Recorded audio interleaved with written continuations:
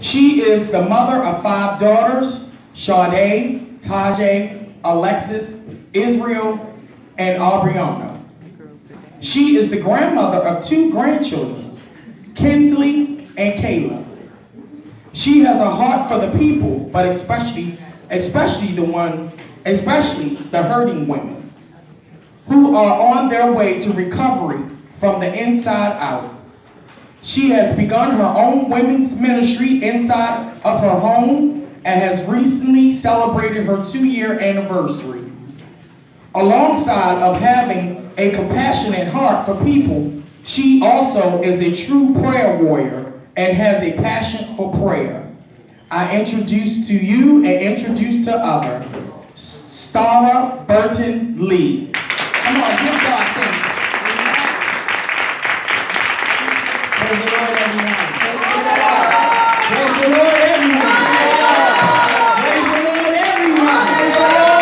This is truly the day that the Lord has made.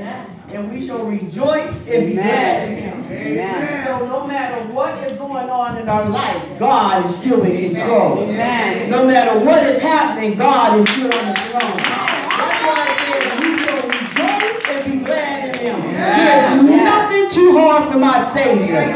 Because He is the King of Kings, the Lord of Lords. He is the Prince of Peace. He is the great I am. He is Jehovah Jireh. God is all my all. He's my all in all. I came yesterday to the women conference, and it was awesome. I went home and I was telling my husband, and I was telling my sister-in-law who came and, she brought me here. And so I was saying, just to see the women crying, just crying, something about women. And like it said, she was reading my bio, I guess that's what you call it. I don't care about anything like that. God had told me one day to start a women's ministry. And it was just like women sharpening women, because sometimes we are so hard on one another. Yeah. We don't want to give each other a compliment or anything like that.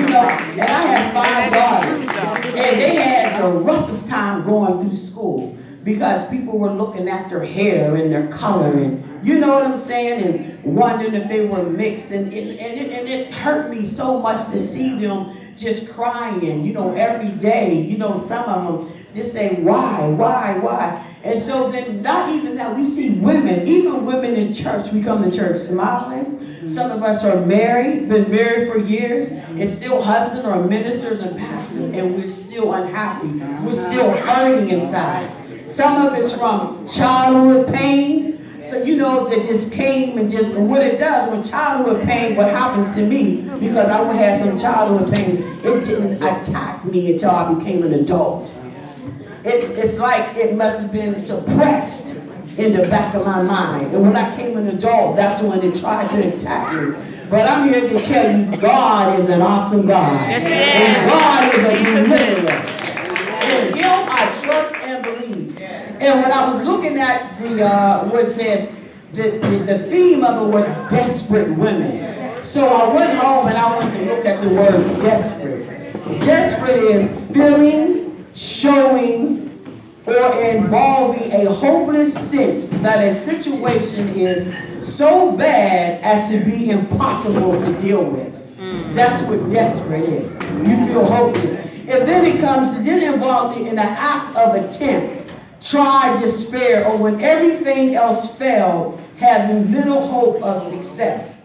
In other words, what I'm saying, when a person is desperate, don't mess with a desperate person. Because I said, by any means necessary. By any means necessary. Especially from a woman. If you back us up into a corner,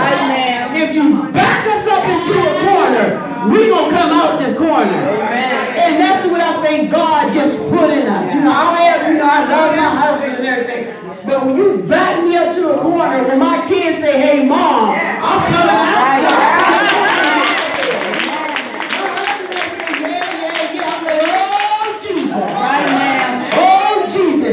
My daughter went to Ocean City the youngest one. The youngest one, she was mine. The one was mine yesterday. And so she forgot her inhaler about a month ago. I think it was last month. And so she called me, and at first she texted me, and so I'm so glad I didn't see the text. And so then she called me. She said, "Mom," she said, "I forgot my inhaler." And I'm like, "Okay, you're 2 hours away." For me, and you an hour to reach Ocean City. And I said, "Okay, well, let me speak to your sister." I said, "I don't care what you got to do, but you got to get my baby somewhere. I don't care if it's a hospital. I don't care what it is." And she said, "I know, Mom," because her text she sent me was crying, and she said her chest was just tightened up. And so I have asthma as well, so I know when you can't breathe, that is the worst thing in the world when you cannot breathe. And so I said, okay, so I just kept calm, and I just was walking my, in my room. I just started walking because one thing about it, I know I can get to heaven. Jesus. I know I can reach Jesus. I started walking my floor. I said, "Not today, devil, not today." I started walking. I was going, "The blood of Jesus." I said, "God, open up her lungs." And just as you breathe in Adam's lungs. I was praying, and then they come calling me and they said, "Well, we can't find this and we can't find that." Then it came to my mind. I said, they said there's an over-counter medication that you can get. Maybe that'll work for her. So they went there and at Walgreens, they said they didn't have it. And I was like, "Oh my goodness." So then I said, "Okay." So she said, my daughter said, "Well, there's a CVS we're going to go to." I said, "Well, okay." So they called the CVS, and the CVS said that there were 30 of them. So when I hung up the phone, and 10 minutes went by, 15 minutes went by, I just started praying. I said, "I'm not going to pick up this phone because if they tell me my baby's still in that car, So I just kept praying, going, "Jesus," going, "Jesus." That's all I can say, because that's all you can say is Jesus. The lily of the valley, the bright morning star, Jesus, the great I am, Jesus, the doctor, the physician, Jesus. Jesus, I kept saying this walking, Jesus. I had my nephew with me. He looking at me. I'm going, "Jesus." Walk up and down my room going, "Jesus." So then she called me. So she said, "Well, we made it to the CVS." And the pharmacist said, now listen to this. She said there were 30, but there was only one left on the shelf. And when God just showed me the vision, her name was written on it. Her name was written on it. The day she was born, this one is for I'm gone. And when she took an inhaler, all she needed was one puff, and she was fine. So I stand here to say is, God is an awesome God. He is an awesome God. And if you put us in a desperate situation, we're going to come out with a desperate fight. So that's it. So you back us up, that's what we want to do.